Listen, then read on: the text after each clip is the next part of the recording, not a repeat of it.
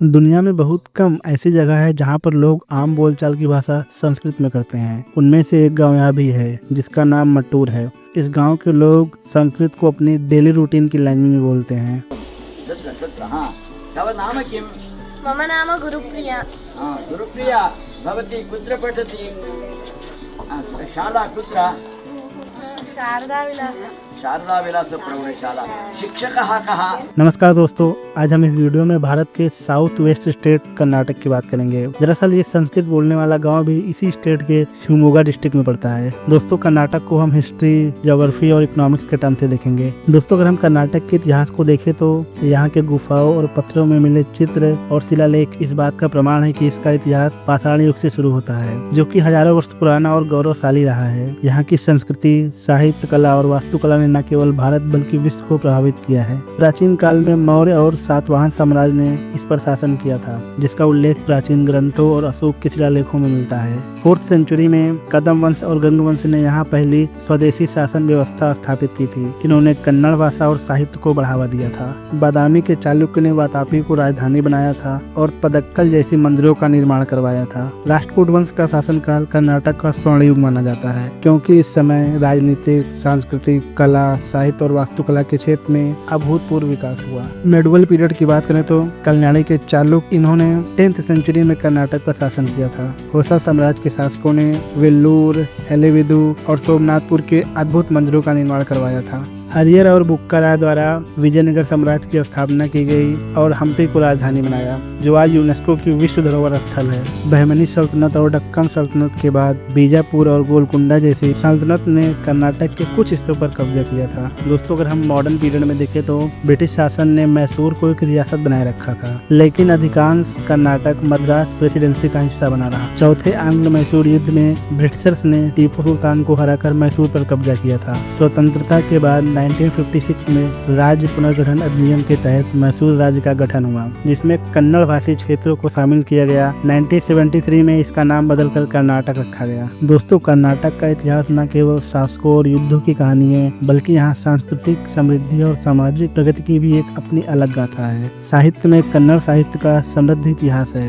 कुवेम्पु और वेदे जैसे कवियों ने इसे गौरवान्वित किया है। कला और वास्तुकला में होयसल मंदिर, हम्पी के खंडहर और मैसूर पैलेस विश्व प्रसिद्ध हैं। लोक संस्कृत में यक्षगान, डोलो कुनीता और दशहरा उत्सव यहाँ की सांस्कृतिक पहचान है। दोस्तों, अगर हम कर्नाटक को ज्योग्राफिकल टर्म से देखें तो कर्नाटक भारत के साउथ वेस्ट भाग में स्थित है। यह भारत का 8th लार्जेस्ट स्टेट है। यहाँ का भूगोल विविधतापूर्ण है, जिसमें माउंटेन, प्लेन, प्लेटू और कोस्ट लाइन एरिया शामिल है। इस स्टेट की कोस्ट लाइन लगभग 320 किलोमीटर लंबी है। पश्चिमी घाट यह स्टेट के वेस्ट में फैला हुआ है, जो यहाँ के क्लाइमेट को प्रभावित करता है। यहाँ कई ऊंची चोटियाँ हैं। मुल्लायनगिरी कर्नाटक की सबसे ऊंची चोटी है। दक्कन का पठार यह स्टेट के मध्य और ईस्ट एरिया में फैला हुआ है, जो कि कृषि के लिए काफी उपयुक्त है। तटीय मैदान, पश्चिमी घाट और अरब सागर के बीच स्थित यह क्षेत्र संकीर्ण है। कर्नाटक में कई प्रमुख नदियां बहती हैं, जो पश्चिमी घाट से निकलती हैं। कावेरी नदी यहाँ की सबसे महत्वपूर्ण नदी है, जो ताल कावेरी से निकलती है और तमिलनाडु की ओर बहती है। कृष्णा नदी भी यहाँ से बहती है। इस रिवर की प्रमुख सहायक रिवर तुंगभद्रा है। तारावती, भीमा, मालप्रभा, घाटप्रभा आदि नदियां भी कर्नाटक से बहती हैं। यहाँ का क्लाइमेट मुख्य रूप से ट्रॉपिकल क्लाइमेट है। वेस्टर्न घाट के कारण यहाँ के तटीय क्षेत्रों में भारी वर्षा होती है, जबकि जो ईस्ट एरिया है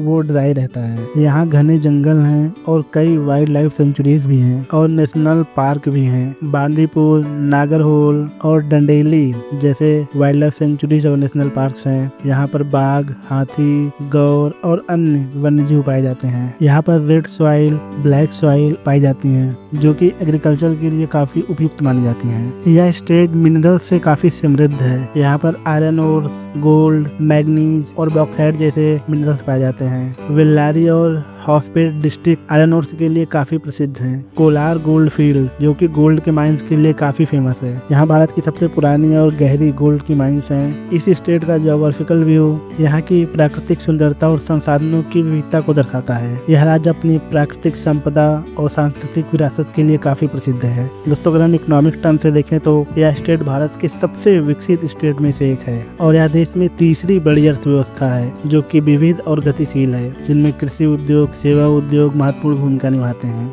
IT और सॉफ्टवेयर इंडस्ट्रीज में देखें तो स्टेट की कैपिटल बेंगलुरु को भारत की सिलिकॉन वैली के रूप में जाना जाता है। यह देश का सबसे बड़ा सॉफ्टवेयर एक्सपोर्टर है और दुनिया भर के प्रमुख IT कंपनियों के लिए केंद्र है। ये TCS, इन्फोसिस, विप्रो और HCL जैसी कंपनियों का हेडक्वार्टर यहाँ पर है। IT क्षेत्र स्टेट के GDP में काफी महत्वपूर्ण योगदान देता है, जो कि रोजगार के लिए अवसर प्रदान करता है। बायोटेक्नोलॉजी, यह स्टेट भारत में बायोटेक्नोलॉजी का एक प्रमुख केंद्र है। बेंगलुरु में स्थित बायोटेक पार्क देश के सबसे बड़े बायोटेक क्लस्टरों में एक है। यह क्षेत्र मेडिसिन, एग्रीकल्चर और इन्वायरमेंट संबंधी अनुसंधान के विकास में महत्वपूर्ण भूमिका निभाता है। मैन्युफैक्चरिंग इंडस्ट्रीज में भी अच्छी तरह से विकसित है।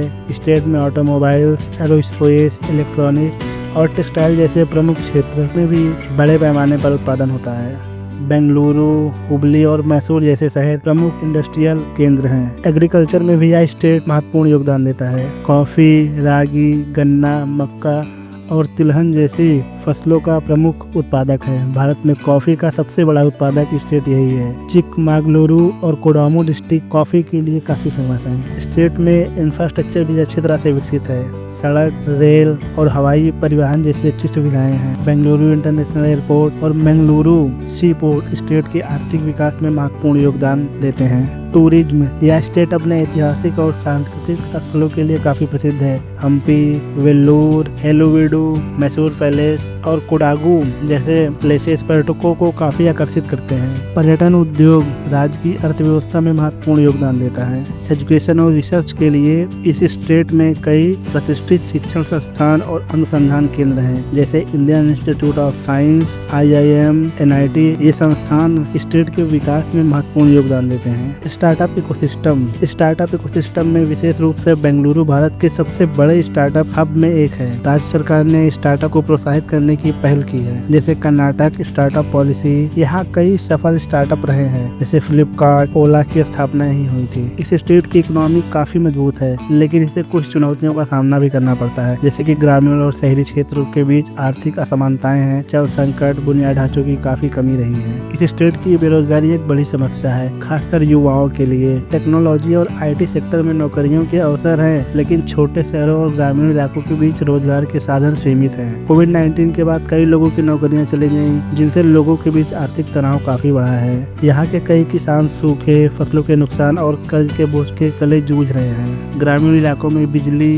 पानी और स्वास्थ्य सुविधाओं की कमी है। जल संकट और मिट्टी की गुणवत्ता में गिरावट कृषि को काफी प्रभावित कर रही है। तेजी से बदलते जीवन शैली और आर्थिक दबाव के कारण लोगों में तनाव और मानसिक स्वास्थ्य की समस्याएं लगातार बढ़ रही हैं। हालांकि कर्नाटक सरकार ने कई महत्वपूर्ण कदम उठाए हैं इन समस्याओं को सॉल्व करने के लिए। इनमें फसल बीमा सब्सिडी और कृषि ऋण, डिजिटल इंडिया, कौशल विकास कार्यक्रम आदि महत्वपूर्ण सुविधाएं शामिल हैं। लेकिन फिर भी यहाँ के लोगों को इन समस्याओं से निपटने के लिए सरकारी नीतियों, सामुदायिक सहयोग और व्यक्तिगत स्तर पर जागरूकता की आवश्यकता है। सतत विकास और समावेशी नीतियों के माध्यम से इन चुनौतियों का समाधान संभव है। दोस्तों, आपको हमारा ये वीडियो कैसे लगा कमेंट करके जरूर बताइएगा। मिलते हैं नेक्स्ट वीडियो में। जय हिंद।